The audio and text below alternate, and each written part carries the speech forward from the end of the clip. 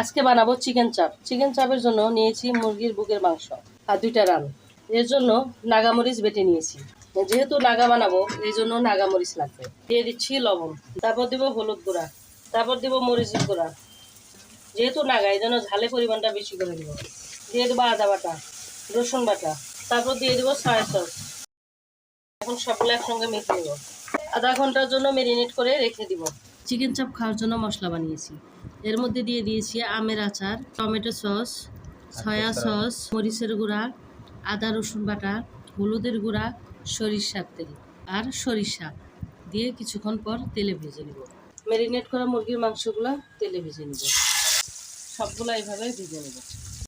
আজকে বানিয়েছি মুরগির চাপ, আর সাথে চাপ খাওয়ার জন্য আলাদা মশলা বানিয়েছি আর লুচি ভেজেছি। এই হচ্ছে আমাদের সন্ধ্যার নাস্তা।